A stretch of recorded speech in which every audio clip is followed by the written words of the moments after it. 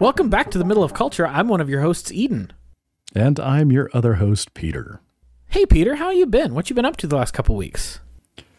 Not a whole lot. I won't bore the listeners of the podcast to the rather extensive conversation we had prior to recording, where I went on a long conversation about how I've kind of not been up to a lot that is germane to the podcast because I am embarking on this personal journey of self-improvement and self-realization that I am still questioning on a daily basis if it's worth it.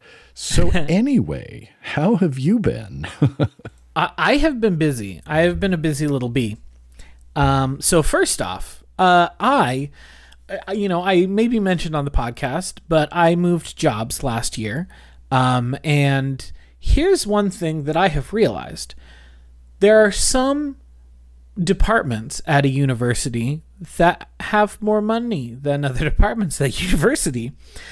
And Okay. do you know what a department has a fairly decent sized budget? IT. What's that? So when you're in the IT department, you get things like annual bonuses. And so I got an annual bonus this year, and I was like, what should I do with this bonus? So I got myself an e-reader the last couple of weeks, which has been really great. I was really hesitant to get an e-reader because, as we have talked about, I think on the pod, but definitely off the pod, just between the two of us, I'm a very haptic person. I like to read on paper. That is my preferred method of reading a book. If I can get it physical copy, I want to read it that way. But the fact of the matter is, it's 2023. There are a lot of books you just can't get on paper anymore. And there are things that I'm interested in reading, things that I want to read, and I want to be able to read them. So at your recommendation, I got a Kobo Clara 2. Oh, nice. Which is a great little device. It's like, when it showed up, Cassie was like, that's the cutest thing I've ever seen. And I was like, I know, right? It's tiny. It's small enough you can hold it in one hand with like no problem whatsoever. And it's got the nice backlight to it so I can read it when I'm in bed. I got the cover that turns into a little kickstand for it so I can set it up if I want to just like have it hands free. It's very cute. And so I've read 3 books in the last couple of weeks, thanks to this little guy. Nice. The first one I read was the first in a new series by an author we've talked about before, Benjamin Shridun-Kiao. She has the second book had just come out, and these two were both digital only, and that was kind of the thing where I was like, I've been thinking about it. I just got this bonus. I'm going to buy an e-reader. And so I read the first book in this new series of hers called The Cognate Coefficient. The first book is called More Than Utopia. And it is, it's a really cool story about alternate realities and multiverses and all that sort of stuff. And like what happens when you love your wife so much that if she's dead in your reality, you're going to find another one in another reality. Real wife guy energy. Cool. But it was really fun. I really liked it a lot. And then I followed it up by, when we read the Uncanny Magazine issue a few episodes ago, we both remarked that we really enjoyed that story by Aliette de Bodard. So I decided to read one of her novels. I'd read, I mentioned in that I read the Obsidian and Blood trilogy years ago, as preparation for an earlier iteration of my dissertation that never happened that was going to be more expansive than just comics. Because it's basically a noir series that takes place in pre-Columbian Tenochtitlan. But so I wanted to read more of her after reading that and remembering I really like her style. So I decided to read the first of the Shuya universe books, which is her like big Vietnamese-inspired space opera universe. It's called The Tea Master and the Detective. So I read that novella, and it was really, really interesting. I've heard it described, and I think this is not an inaccurate description. It's like Sherlock and Watson, except Watson is a spaceship. Oh. And yeah, so that is kind of how I would pitch this book. It's a Sherlock and Watson mystery, but Watson's a spaceship and Sherlock's a lady. Cool. But I thought it was really cool. And I have a couple other Shuya Universe books downloaded to the e-reader because we are getting ready to go out of town in the next couple of weeks. So I'll be gone for a while, and so I loaded it up. You know how it is. You'll load up with a lot of books. So we'll see if I get any more of those read. And then the last one I read is a kind of a comedy mystery called Our Monsters by Gemma Topaz, which is kind of a book about like the premise of the book is there is, you know, an alternate dimension or a shared dimension to our planet where all of the monsters, all the mythological creatures that we read about are real and they exist in this alternate realm. They have revealed themselves to humanity, and there are certain places where the border between these two realities is thin enough that they can coexist. And so this story is about a young woman who takes a job working for the like town council of the town of one of these interstitial places. So she goes to try to get a job with a bunch of monsters. And the only reason they even considered her for the job is because her last name was Dullahan, and they thought that she was a Dullahan because that was what she put on the job description and that it wasn't just her surname. So they were like, oh, we don't actually want to hire a human, but you're the only person who applied for the job, and we only even agreed to interview you because we thought you were the headless horseman, but you're just a regular girl. But it's really fun, really flirty. It's very funny. And I've been having I had a lot of fun with it. It was a really fun book. Nice. And then I also played a video game that I don't know that it is a great game, but it feels like a great game. And I think it's really special. Even if I'm like, when I look at the constituent parts of it, I'm like, other games do this better. But this is a game that combined all those things into one, and it feels really special to me. Okay. And that game is Harvestella, which is the way it was pitched is that it was Harvest Moon or Stardew Valley with a bit more RPG in it than those games have. That's a lie. This is just a full fucking RPG that they just stapled a farm on the hip of. Like, that's what this game is.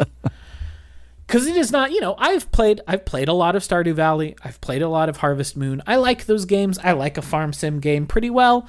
They're great fun to sink 50 to 100 hours into. There's not really any ending to those games. You play them till you feel like you're done with them. You go around, you make friends with the people in the town, you set up a farm, you make a lot of money, you get some animals. In Stardew Valley, for example, you go into the cave, maybe you do a little bit of combat in the cave so that you can get some more minerals and things, but like, that's not the point. The point of the game is farming and making, attachments to the people in the town. Harvestella is just an RPG. It's just an RPG with everything that entails. It is very combat heavy. You do a lot more combat in this game. I think there's like 12 different combat classes you can unlock during the course of the game. Wow. Which you can swap between, and you can have up to 3 equipped on yourself at any time, so you can swap them with a cooldown on a hot, like a button. You go in with a party of at least 2 with 2 other people, so it's a 3-person party. And there's just like dungeon after dungeon after dungeon, and so you'll go through these dungeons. You'll like go through a level, and you'll work your way through stuff and get in a lot of fights and pick up a lot of like materials and stuff, and you'll unlock a shortcut, and then you'll like have to look at the time, and you'll be like, okay, what time is it? It's 4:30 p.m. If I'm not home by midnight, the game kicks me out and I faint, and then I have to wake up the next day at noon. So my day is shot because I didn't wake up at 6 a.m. I woke up at noon, and I'm going to owe the doctor $1,500. So like, ugh, can't do that. So do I try to push forward, or do I just call it for the day? Go home, go to bed early, wake up the next day. So that is all happening in this game. There's a lot of side quests you can do. You can go all over the map to all these different towns, do tons of different side quests. You get a ton of different companions you can choose from, all of which have this long series of quests that you complete to raise your relationship level with them. You know, like when you play like Stardew Valley, for example, you raise your relationship level by walking up to someone, saying hi, and handing them whatever food they like to eat. You know, you're like, oh, this person likes fruit, so I'm going to hand them this strawberry I just grew. Sure. But like in this game, it's like, oh, I need to go and help you through your existential crisis. And that's what makes us closer together. Because like nearly every one of these people has some sort of existential crisis that you help them work through. And that is how you become closer to them. And it takes a lot of really big swings in terms of its storytelling. Like nothing outside of the norm of like JRPG stuff, but like it really swings for that stuff and is really a full-fledged role-playing game. But also, when you wake up in the morning, you're like, shit, I gotta go pick all these onions, and I gotta throw some of them into the juicer because I need drinks so that I can go to these dungeons, because everything hits like a ton of bricks. So I gotta drink I gotta drink juice constantly because it doesn't fill up your fullness meter, whereas food fills up your fullness meter. So you can only eat so much food, but you can drink a billion drinks. So if I'm going into a hard dungeon, I gotta walk in with at least 45 drinks. Which means I gotta farm that many tomatoes and then put them in the juicers and then make the juicers make the drinks. So it's really interesting in which, like, when you're playing Stardew Valley, especially like by the end of the first year, but especially by the end of the second year, like you have automated it in a lot of ways. You've got your sprinklers out. You're just going through planting stuff, picking stuff, selling stuff, trying to become a millionaire. Like you are trying to just accrue as much money as possible. Genuinely in this game, by the very end of it, I was never farming because I needed money. It was always like, well, I need to make this I need to be able to make this omelet dish because it gives me stamina back, and I know I'm going to run out of stamina on this boss battle because I died to it yesterday, because I lost my stamina. So I got to make this stuff. And like it was constantly a pressure of like, I am growing all this stuff because I need resources to be able to get through these dungeons, instead of I'm growing all this stuff so I can make money. So it makes for a really interesting tension that you don't usually get in those type of games. Sure. But it's really cool. Like, I really feel like it's a really special game. And if someone was interested in a farm sim and has never played a farm sim, but has played RPGs, I would say play this one. Or if someone likes farm sims and is like, well, maybe I want to try something that is a little more involved, Harvestella is a really good choice. I played it on a combination of either my Steam Deck or my PC, thanks Cloud Saves. And it played like a song on both places. And it's on, nice. I know it's on Switch too. It probably doesn't play quite as, I'm sure your frame rate's not quite as high on a Switch as it is on a Steam Deck, but I've heard it plays really well there too. But I really liked Harvestella. I think it was really, really fun. And like, I stayed up to like 11:30 last night because I was trying to get to the end of it and trying to beat the final boss, and it was a blast. I had a really great time. Nice. Very cool. But you play Stardew Valley, like I said, until you feel like, I think I've done enough. And, who knows how many hours that is. This had an end. I got to the end. I beat the big baddie, and then it was like, I'm only going to play this long enough to see what the marriages look like. Because, of course, this game has romance. So I needed to wait like 5 days after I saved the world, and then the mayor showed up and he was like, here's how you make a promise ring. And then I was like, okay, let me make a promise ring and send a letter to the big-hipped goth MILF lady who runs the orphanage in Nemea who I want to marry. So me and the big-hipped goth MILF orphanage running lady got married, and then I'll never play that game again probably until I decide to start over in a couple of years. But it was really fun. Good. And then the last thing I want to mention, I got a new job on top of my other job. I am currently working part-time at a comic book store here in town.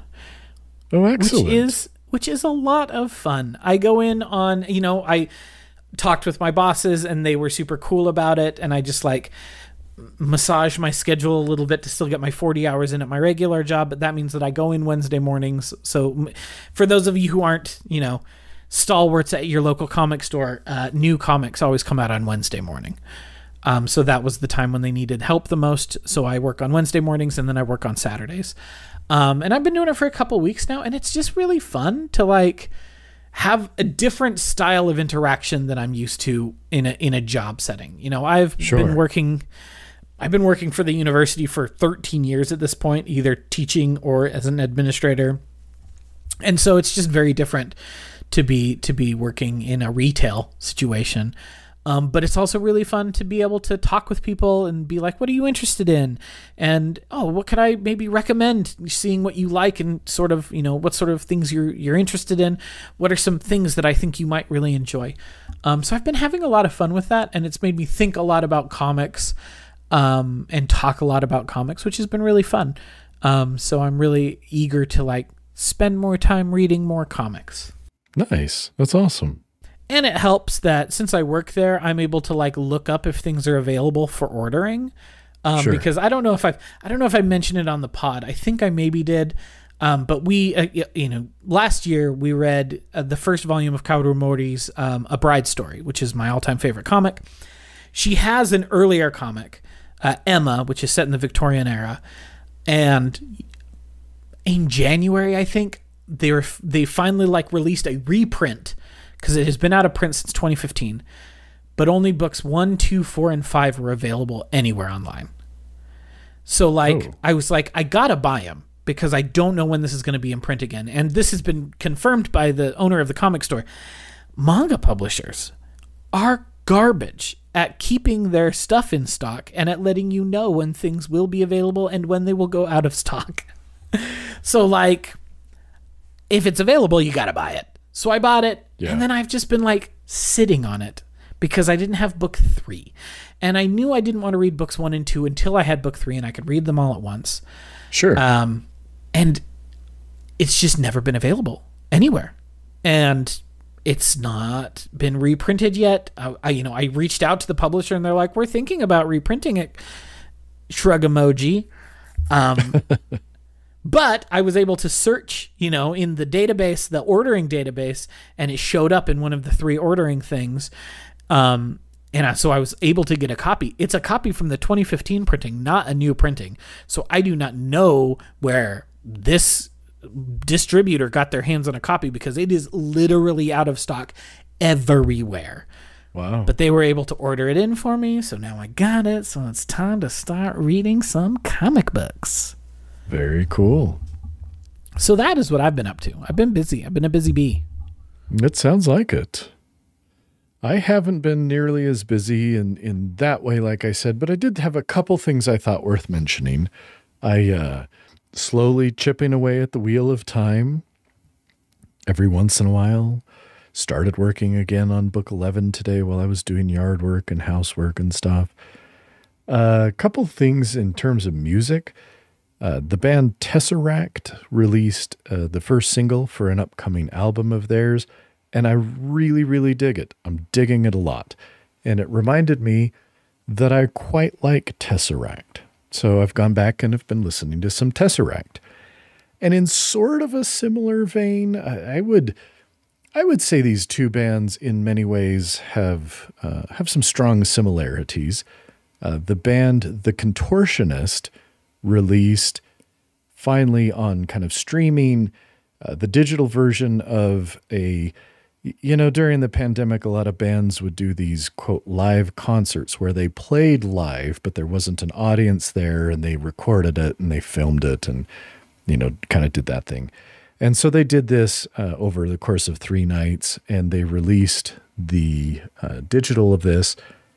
And I started listening to it, and again was reminded that I really like The Contortionist as well. So I've been listening to some Tesseract and The Contortionist, in addition to my fairly regular consumption of the album Holocene by The Ocean, which again, didn't really click with me when it first dropped, and I listened to it a couple times, and I think I actually referred to it to some friends as my least favorite album from the Ocean.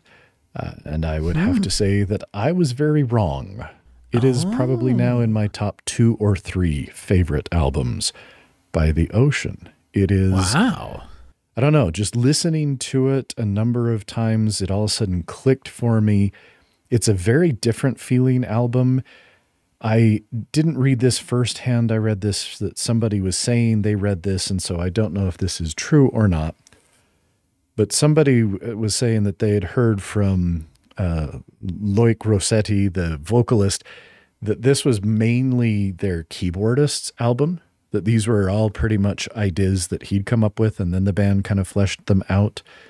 And this person was citing that as a complaint about why would you let one person write an album for the whole band and then put the name, because they didn't like it. But I really dig it. It's a very different feel, a very different vibe. It still is very recognizably the Ocean, but a lot more atmospheric, a lot more synths, a lot more kind of electronic elements and stuff. So been really getting into that one.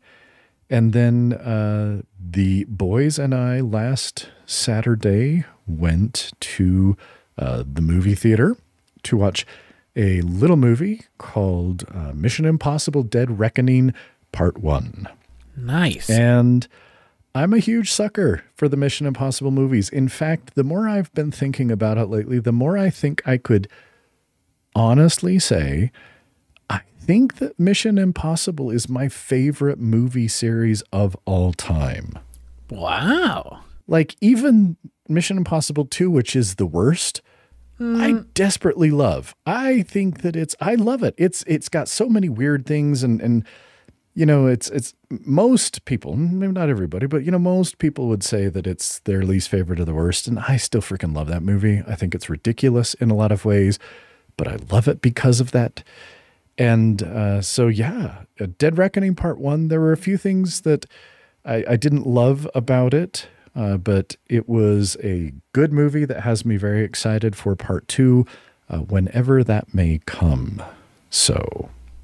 Well, I'm jealous. Yeah. I haven't had a chance to see it yet. I want to. I too have become kind of sickos mode for the Mission Impossible movies. I will have to say, good. For me, number 3 is the worst one. Philip Seymour Hoffman be damned. I do not like J.J. Abrams' movie, and I think he's a bad director actively, and I think that is the weakest of the movies because I enjoy a John Woo movie. Oh, when the doves fly, so too does my heart. I mean, come on. The explosion, his slow waving hair, the doves. I mean, come on. You need to watch more John Woo movies, my guy. Here's the thing. How am I supposed to take serious that Nathan Hunt would break up with Tandiwe Newton to be with Michelle Monaghan? I'm sorry. I don't see it. I don't. You know, see it. I was talking to someone at work about the movies, and I was talking again about my my deep love for Mission Impossible 2. Again, despite many of its flaws, I absolutely love that movie. Oh, me too. And I'm not gonna lie. Tandy Newton is probably one of the reasons. Just really. She's gorgeous. I mean, she's great. Oh my gosh. She owns every scene she's in. Oh, she's so incredible. Good. Yeah. So I don't know. I love, and I haven't watched Mission Impossible 3 in a long, long time because I remember the last time I watched it, it felt a little too heavy. Like it was trying to be too heavy. Yeah. And that's what I have really enjoyed about 4, 5, 6, and into 7. I think they're doing a better job. I think Christopher McQuarrie, and I know he didn't do 4, Brad Bird did 4. But, Christopher McQuarrie's done 5, 6, 7, and then 8 when it comes out. I think he does a really nice job of balancing the tension, the excitement of kind of a spy flick, the action flick, but also every once in a while there's a little nod to the audience that like, yeah, we know this shit's ridiculous. And I really appreciate that. I feel like that was completely missing from 3. I think that was actually there was a little too much of that in 4, even though I really, really like 4. But I really like, again, these last 3, I feel like you can tell they know it's a little silly, but at the same time, they're embracing it. And I appreciate it. So I say worth going and seeing if you can in the theater, because it's big and it's fun, and the boys and I loved it. It's a little long, but it was good. I really like the Mission Impossible movies. I'm still number 1 stan of the very first one. I think it's the best of them by a country mile, but that's because I think Brian De Palma is a better filmmaker than all of the rest of those dudes, all 4 of those other directors combined into one. But that's just me. I like De Palma. He's a weirdo. His movies are weird and lurid and horny, and that works for me, apparently. Apparently. So that's about it, though. That's kind of what I've been up to. I'm excited to see it. I haven't had a chance yet because I know I have to go by myself because Cassie doesn't give a shit. So I haven't gotten around to it. See, that was the nice thing is my boys were both like, Dad, let's go see Mission Impossible. And I was like, cool. And I said to my wife, I was like, do you want to come? And she's like, I'm good. You guys enjoy. And see, that's why I do get to go see Barbie tomorrow, because my wife does want to see Barbie. So I will report back next time how I find Barbie. Excellent. I am interested to hear because, interestingly, I have zero desire to see either Barbie or Oppenheimer. So no Barbenheimer double feature for you? No, just not feeling it. I'm not feeling interested. I'm not feeling Oppenheimer because I just don't care for Chris Nolan as a director very much. So I'm like, nah, I'll pass. I'm fine. But okay, so here's where I'm going to go into a really brief little Oppenheimer nerd hole here. Please. And again, this is me not having seen the movie. This is only listening to a few things about it. And a lot of so I've only heard like 2 or 3. So very small sample size here.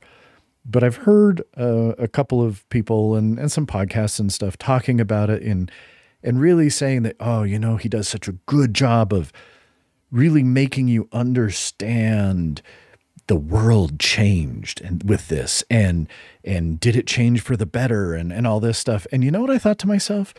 I thought, cool. You know who already asked all these questions and told us all about this back in the 80s? Who was that, Eden? I don't know. You tell me. It would have been Neil Peart and the band Rush with the song The Manhattan Project.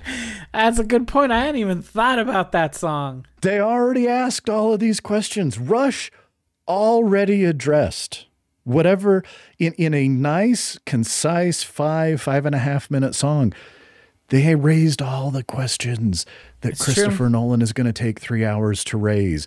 So I'm just saying, Chris Nolan, Neil Peart beat you to the punch. He did it more concise, and it's Rush. So fuck you. It was better.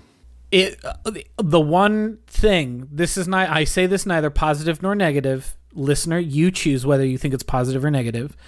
The one thing Oppenheimer has that the Manhattan Project does not is apparently gratuitous nudity with Cillian Murphy and Florence Pugh. So you're right. The Manhattan Project by Rush does not have that. No gratuitous nudity in the Rush song. Neil, come on. Come back from the dead. Write us a gratuitous nudity song, and then we can really, really compare. Okay. We have been, shit talking long enough. We should move on to the main event because I'm very curious to talk about the main event tonight.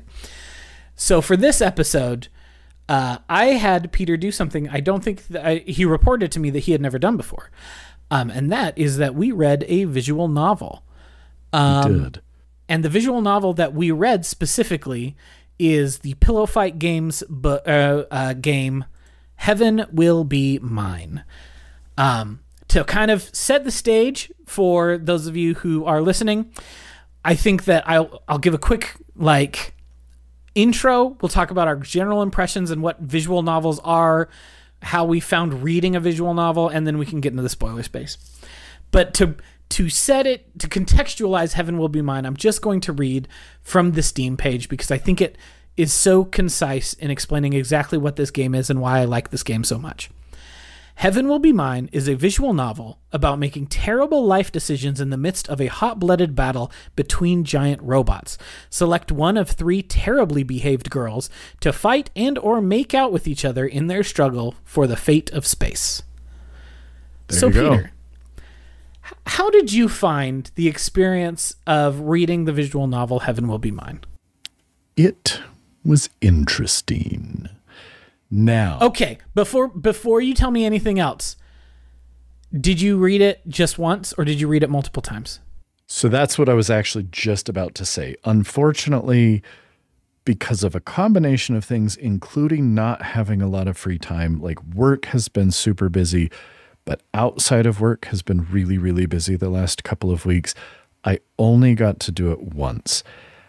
And I also need to, in full disclosure, say that it was in part because after I finished it the first time, I was like, I kind of don't want to read it again right now. That's okay. As one of the other characters. So I That read it okay. once. I played through it once. Do you want me to tell you which character I played? Yes. Who did you play it as? Saturn. Okay. Nice. I think I'm very interested to hear about your impressions of Saturn's route, because when I first played the game 3 or 4 years ago, I only played it the once. I only read it the once, and I read Saturn's. And so this time, I wanted to read it 3 times. I didn't get around to 3 times, but I did read both Lunaterra and Pluto's. So I think that we're in a good position to have recently seen all 3 of them, and to kind of contextualize the differences and what it means to have these 3 different characters and the ways that the story plays out between them. Okay. So you read Saturn's. You thought it was interesting. Tell me more about that. There were definitely parts of it where, in particular, the pseudo texting back and forth between Mercury and Saturn, where Saturn was just way too twee for me. She's a brat. She was driving me crazy. And Saturn's a real brat. Well, and my kids will attest to this fact and they mock me for it, and I embrace it. I'm okay with that. If I respond to one of my family members, or really anybody, and my answer to whatever they texted me is okay, it is going to be a capital O, a lowercase k, and then there's going to be a period. Whether there should be or not, I don't care. It's just the way I do it. And so, my kids think it's funny, and it drives me up the fucking wall when I get texts from my kids, and there's the R's and the U's and everything's lowercase, and I'm like, you would have had to have turned off your iPhone's ability to make that first letter uppercase, or you would have had to conscientiously make it lowercase before you sent that to me. And that makes me angry. And so there was a lot of that back and forth in that made some of those parts tough for me to get through, because Saturn really is coming across as just this like petulant Gen Zer, to kind of look at, make comparisons to our day. For sure. And so there were parts of that I just kind of rubbed me the wrong way. I felt like there was an effort, an attempt, and I don't know how well they pulled it off, at least for me, having only read this once, to really have kind of a meta commentary about what does it mean to be human? That's 100% what this game is about. Right. I mean, that's it. That's the gist of this. And again, only going through it the once, I don't know if it really succeeded. And again, I don't think it's trying to answer that question either. No. I think that it's just trying to set this up as, hey, there's a whole lot that goes into this. And so, it felt like it was taking some big swings, and I don't know if they all connected for me. I felt like it was maybe 50-50. There were definitely parts where I'm like, okay, I see what you're going for, but again, Saturn coming across as this petulant Gen Z / Gen Alpha, or where I was like, I couldn't connect to her. Mm-hmm. And I felt like Lunaterra and Pluto, again, because I was only seeing them from kind of Saturn's point of view.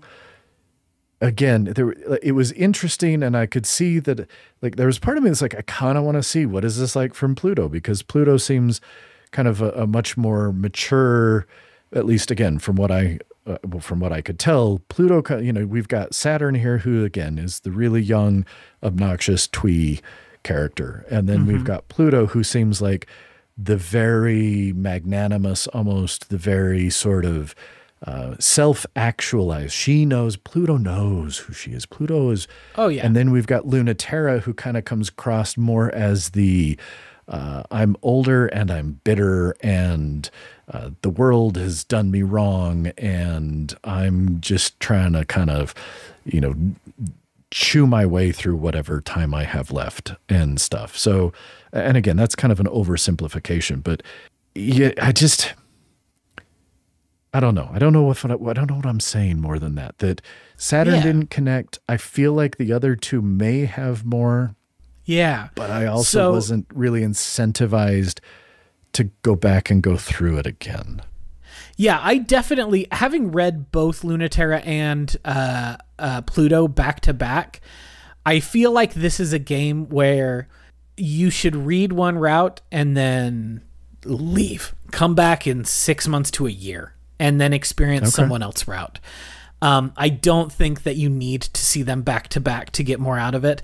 But I do think it's really interesting that, you know, you picked Saturn without you. I mean, you on the page, it like gives you a sentence long blurb of who these pilots are. So you kind of pick. No. Let me tell you, I was playing this on my iPad because, long story short, Thursday I went in, I had one surgery to do in the morning, but then because my nurses were doing procedures in the clinic that I have to be there for them in the building to be able to bill for and all this bullcrap, I knew I was going to have some time. So I took my iPad in with me and I just sat on the couch in my office and ran through it. When I launched the game, Saturn was the default. That was the one that was selected. Saturn is the top. I think it goes Saturn, Pluto, Lunaterra. It went either way on the iPad. I could scroll up or down. So Saturn was in my mind. Saturn's the middle. That's right. That's right. I think that's why the first time I played it, I also played it as Saturn, because that was that first pick. And when I played it the first time, it was just as simple as that. Yeah, when I played it the first time, I also played it on my iPhone, whereas this time I played it on my PC. But yeah, so I think that is just, you know, that's happenstance. You were just like, this is the one that's picked. Okay, I'll pick it. Yep. But I think that you really nailed a thing about who these three characters are. I'll give a little more context to listeners before we, you know, delve into these characters. So this is set in a world where there was some sort of existential threat that was perceived by the Earth back in the 60s. And so they created a space program where people left Earth to fight against this existential threat to keep it from arriving at Earth. And then there has been a series of people who have lived outside of Earth's gravity. Our three main characters, as Peter mentioned, are Lunaterra, Pluto, and Saturn. And that is kind of in terms of their age and in terms of their experience as pilots. Lunaterra was born on Earth and chose to go to space. Saturn and Pluto were both born in space and grew in space. But Lunaterra is like a first-generation pilot. Pluto is a second-generation pilot, so the first in-space pilot generation. And then Saturn is like that brand spanking new third generation of pilot. And so they definitely reflect that age in the way that they interact with each other. Like you said, Lunaterra does seem older and colder and has seen just a lot more shit than the other two have seen. Pluto seems like she has, like you said, self-actualized, like she has separated herself from, she has become more than human while still looking fondly at humanity. And Saturn's just kind of a little bitch, and that's how she is. And that's what she is. She's a bratty bitch, and that's who she is as a character. But so the game, regardless of who you pick, plays over the course of 8 days.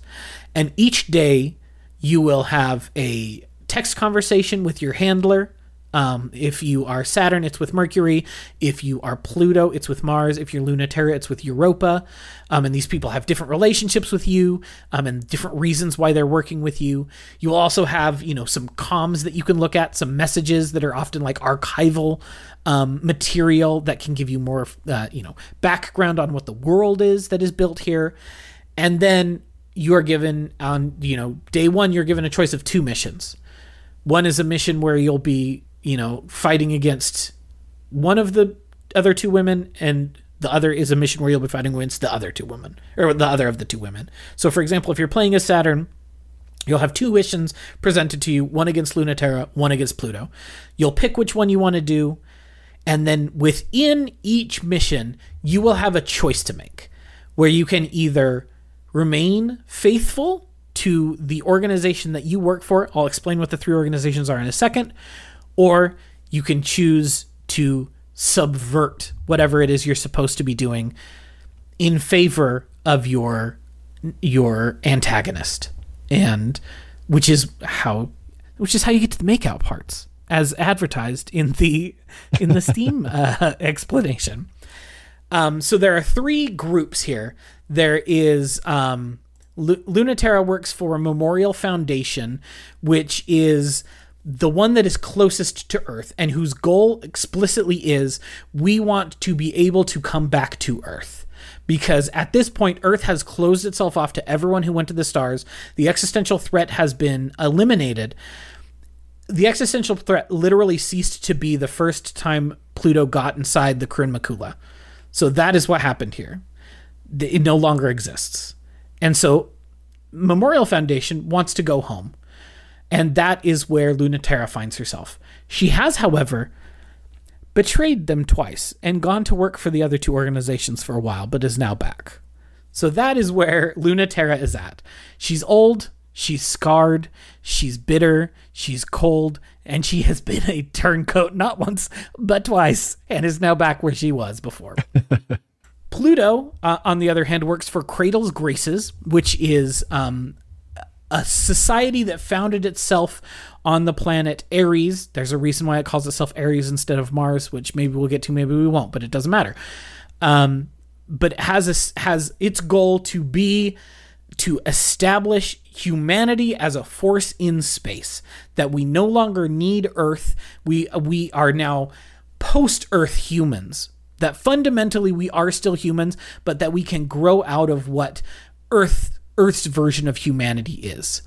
And then lastly, we have Saturn, who works for Celestial Mechanics, whose entire goal is transhumanism, to become something that is no longer human.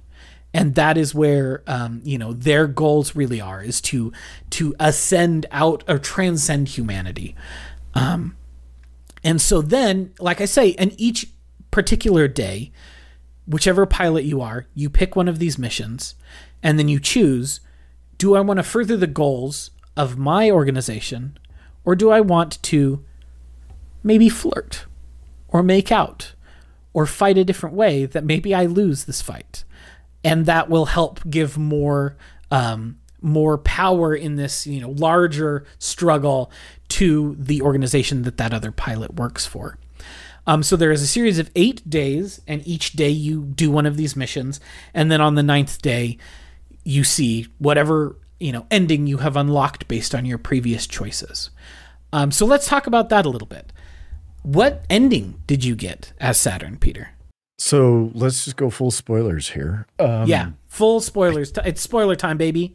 I don't remember. No, so like basically I went with by the time it was all said and done, I was like 60% Celestial Mechanics, 60 something, 62, something like that.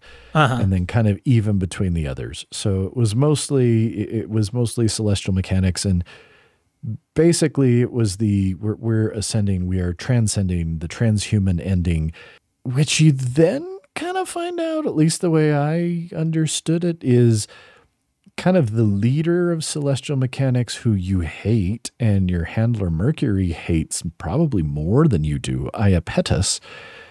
I got the impression that really his whole goal was to transcend humanity. So let's back up just a little bit. Eden talked about the existential threat. Yes. And all the existential threat turned out to be was just this like shadow of humanity echoing through time. So it wasn't real, really. Nope. But as we see in all sorts of things in fiction and perhaps in the real world, you know, having this common enemy, I mean, it's the same idea as sort of Watchmen, right? We need a common enemy to unite against. Yes. And at the end of this, we have this transition, this transhumanism event. And then Saturn understands Iapetus only wanted that so there was actually a non-human threat that humanity could unite against. Yeah, she realizes that not only is he just a bastard of a person, he also has manipulated this entire organization into trying to like make humanity stronger by giving them something to fight against. Yes. Because he just wants to go back to Earth and have a big baddie to unite everybody against and fight against. So that was the ending I ended up with. Yeah, but it ends with, you know, all three of the girls joining together and becoming this transhumanist force together. And, you know, it is them becoming something more than human and becoming something else entirely. And we're left not knowing what the result of that is going to be. You know, there is a scene there's one of the scenes, I think you probably would have seen it because I think it was a Saturn Lunaterra scene where there are drones from the Earth. Because it's important to note, all three of these pilots pilot three different mechs. They're called ship selves in this setting.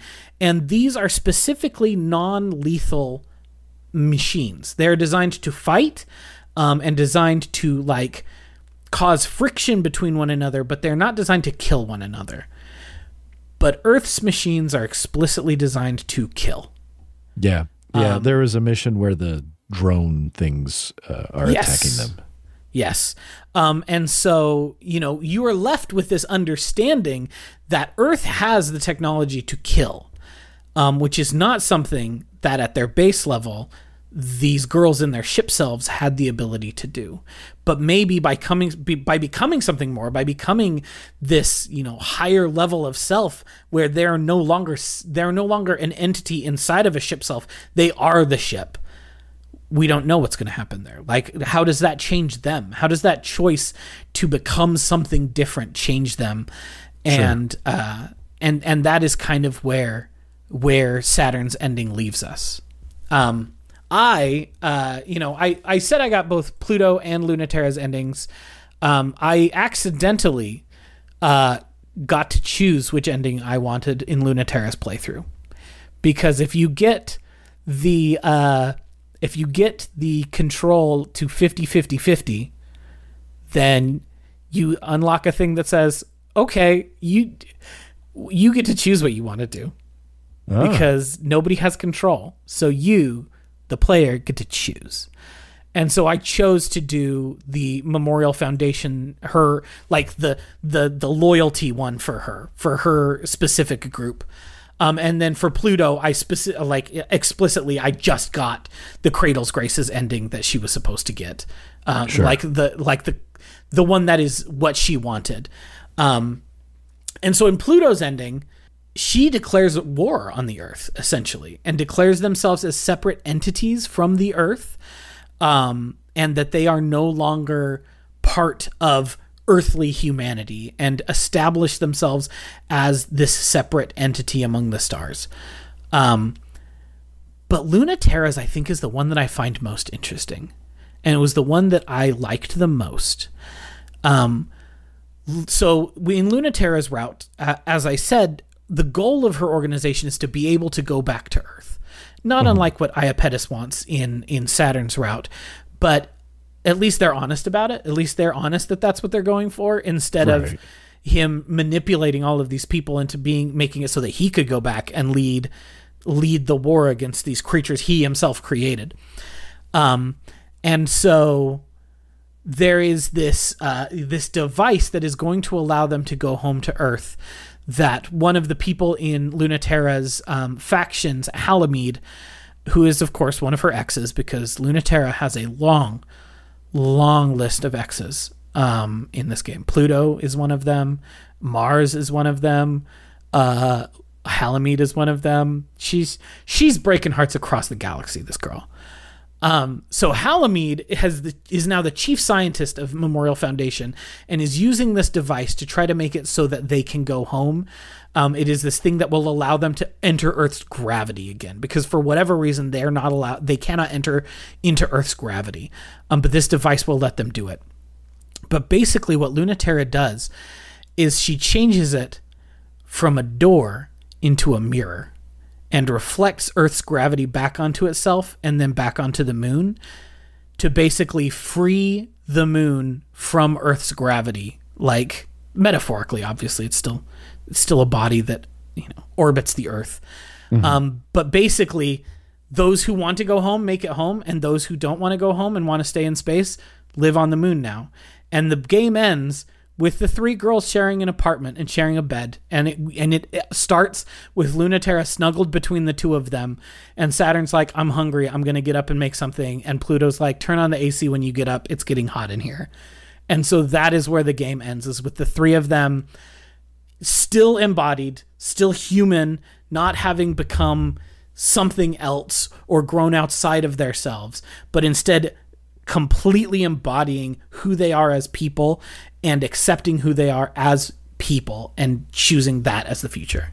And I think that that's my favorite of the endings that I saw. I saw Saturn's years ago, and we just talked about it, and I just really loved the way that Lunaterra's ended. It's a little less conceptual than the others, but I think that there is a lot to recommend about the way that she weaves, like, she threads the needle between what the other girls want and what her organization wants in a really beautiful way. Sure. So that's kind of what this game is. You go through, you read it, you make some choices, and then you see how things turn out because of that. But there's a lot going on. Like, it is extremely metaphorical. Like, these battles do not seem like descriptions of physical embodied mechs fighting with each other in physical embodied ways. There's a lot of metaphor. There's a lot of illusion. There's a lot of, inference rather than explicit, telling you what is happening. So like, how did you find the experience of consuming a story in this way? Because it's you said you'd never read a visual novel before, correct? For the most part. I guess the one thing, as I was playing through it, I was reminded back to a series of iOS games under the moniker Lifeline. I don't know, have you ever familiar with these at all? No, I don't think that I am. So they are, I would say they're visual novellas or visual short stories. The text entries are not quite as long, and the story themselves aren't quite as long, but it was a similar experience where, and one of the cool things with Lifeline is there are certain times where you have to wait.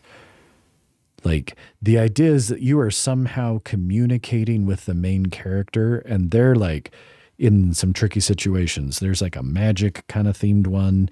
There's a Lost on a Planet in outer space themed one and stuff. And somehow you can communicate with them, and they're like, you are their lifeline. And so sometimes it's like, I think you tell me, like, I think you should go do this. And they're like, okay, well, it's going to take me a couple hours to get there. And then a couple hours will have to pass before you'll get a notification that they're there. Sure. And it was kind of cool because I could get that notification on my Apple Watch. and you can actually see and you can respond on the watch too and stuff.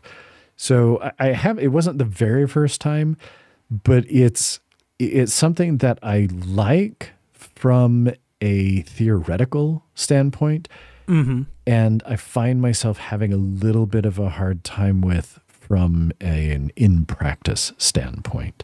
And I think a lot of that's just because of my very limited interaction with visual novels. Sure. I find that my brain starts to treat it like a game instead of a book. Uh-huh. And I find myself trying to go too fast. Mm-hmm. And so I'm like, tap, tap. I'm tapping on the screen of the iPad. I'm like, come on, go, go, go, go, go, go, go. Tap, tap, tap, tap, tap, tap, tap, tap. And so that is a me problem that I recognize. Sure. But I think it's just because in games I'm so much, I'm like, okay, I'm clicking on the screen. Let's get through this dialogue. Let's get through this dialogue. Let's go kill something or whatever, the game sure. is. And my brain approaches it like a game instead of approaching it like a book. And so I think that would be something that perhaps if I, going back and playing this a little bit of time down the road as one of the other characters, also when I'm not like, I got to hurry and get through this so I can make sure I finish it so we can talk about it on the podcast. That's part of it. That's part of it. I think that if I wasn't, I think that going through it again, I would be in a little different frame of mind. Sure. Instead of just trying to get to the next thing, it's okay. Look, this thing in front of me is the thing. I don't need to get to the next thing. This is the thing. Enjoy the thing. And so I think that I would like to actually come back to it, but I do want to wait a little bit. I want to wait a little bit of time. I think that makes sense. When I do come back to it, hopefully I've recalibrated how I'm approaching it in this. I'm reading this. The story, the words on the screen are the thing. The choice is part of the thing, but it's almost ancillary to the reading of the thing. So don't be so worked up about getting to the next choice and the next mission. Read the thing. So, yeah, for sure. It definitely takes that reframing in your brain because, see text in text box during video game, skim, click, click, click. But yes. That's not the way you're supposed to, well, it doesn't matter, it's supposed to. That's not the best way, I think, to engage with a visual novel because, like you said, it's the whole thing. That's all there is. I do think one thing about this one, I'm not familiar with that Lifeline one, so I'm very curious to see how it would work. But one thing I really like about this one is the ways in which it's not a traditional visual novel in a lot of ways. Because there's really two different camps of visual novel. There's kinetic novels and there's visual novels. And a kinetic novel is just like, we told this story in video game form. And you don't make choices. It's just the story as it is. So, I kind of find those a little harder to justify their existence and not just be a book. But, I think that there are reasons why you might want to tell your story in that way, even if you're not giving the character or giving the player or the reader choices, or agency in any way, shape, or form. But then there is this other group of visual novels, of which Heaven Will Be Mine is one, where like the choices you make matters. Where, you in this one, you pick which of these three character stories you're going to see. You pick which order in which you go in these skirmishes. You pick how you feel that skirmish should go, whether it should go for your side or for the other side. And one of the really cool mechanics is that, every time you go for your side, it gives your side 12% more power. Every time you go for the other team's side, it gives the other team 25% power. Mm-hmm. So every time you make a choice against your faction, it is twice as harmful as if you had made the choice for your faction, which is an interesting tension, and is how you can get to a 50-50-50 like I accidentally did with Lunaterra. Because I was not paying attention to that screen at all. I just wanted to go with what my gut told me were the choices I should be making at any given moment. But one of the other things I think that's really interesting about this one in comparison to others is the way that it tells the story a little bit differently than most of the other ones I've interacted with. It's not a traditional one in that there are things like those text convos with your handler. There are things like those emails you can go read. And that's just not a very common thing. Usually in a visual novel, it is, the characters' faces on the sides of the screen and the box underneath where they're going through their dialogue. And that's kind of the bulk, if not the entirety of the thing. Whereas this gives you, those 3 different modes in which you are interacting with bits of the story. Yeah. So I think that in terms of structure, I think it's really fascinating. Also, one thing it's got going for it, I think the soundtrack rules. I think it's got a very weird, kind of off-putting, but very cool soundtrack. I didn't get to experience the soundtrack very much because I was playing it in my office and people were coming in and out and there was all sorts of stuff going on. So that makes sense. I heard bits of it, but I didn't get to hear all of it. I think it's a really cool electronic, based soundtrack that really grants a lot of environment and a lot of atmosphere. That it's a shame that you weren't able to experience that more, because I think it's it's another one of those things that is really unique about this game, in comparison to some of the other visual novels I've read. I'll definitely have to make sure that the next time, I've got some headphones and I can really appreciate that. Yeah, it's a cool soundtrack. But yeah, I am really glad that we did it. I'm really glad I was able to see those 2 endings that I hadn't seen before. And I just think it's a really special type of game. It's a weird way to interact with fiction. And most of the time when I'm reading a visual novel, I think to myself, I could just be reading a book. This would maybe be better as a book. But I don't feel that way about Heaven Will Be Mine. And I think that speaks to what the writer and artist and composer, because it's a team of 3 people. There's a writer, and then the person who did the programming and the art, and then the composer. And they made something that really sticks out here. And I think that that's really admirable. Yeah, definitely. And, I think we've run out of time basically, but this is a game that deals with a lot about bodies and talks a lot about bodies and what bodies mean and what bodies can be in really interesting ways. And fundamentally, this is a game about queerness and about transness, because both Lunaterra and Pluto are explicitly trans. And so there are questions about how do bodies work? How do we change our bodies? How do we make the body that we have the body that we want to have? And these are questions that this game is asking. And it's even more interesting to me, as a person, as a trans person who thinks a lot about trans and queer identity and being embodied and all of these sorts of things. One of the things that's most interesting to me is that the ending where they explicitly transcend their bodies and become something else entirely is the ending when it's a cis girl making that choice. Mm-hmm. And I think that that's really interesting to me. I had forgotten that that's how Saturn's ended. But we don't have a lot of time to talk about, the politics of bodies in queer and trans spaces, but it's a thing that I think a lot about, and a thing that this game makes me think a lot about. Sure. And I think that it's really special in that way too, because if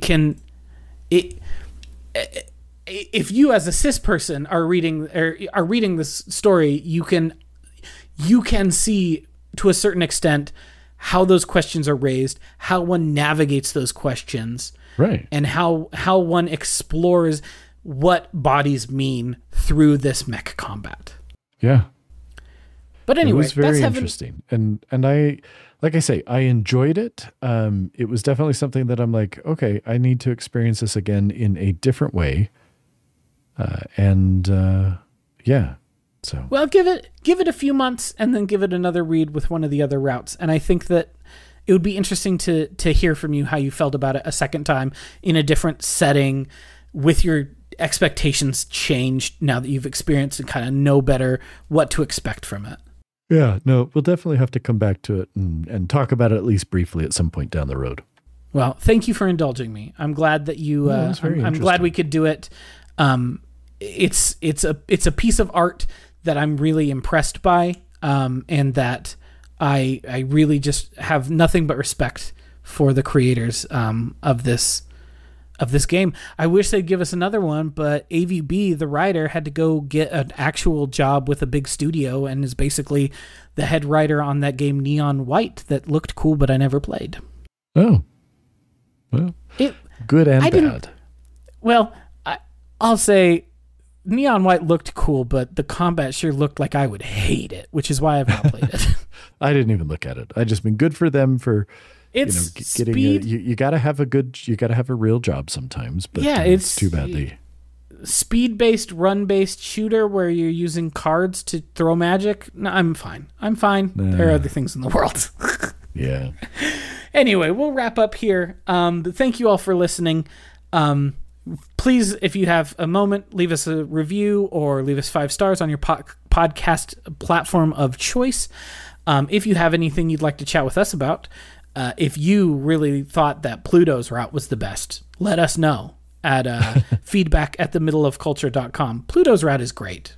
Lunaterra's is better. I just like Lunaterra. What can I say? But we will be back in a couple of weeks with another episode, which I'm very excited to find out what we're going to be doing after we get off this call. And until then, take care of yourselves, and we'll talk to y'all later. Bye.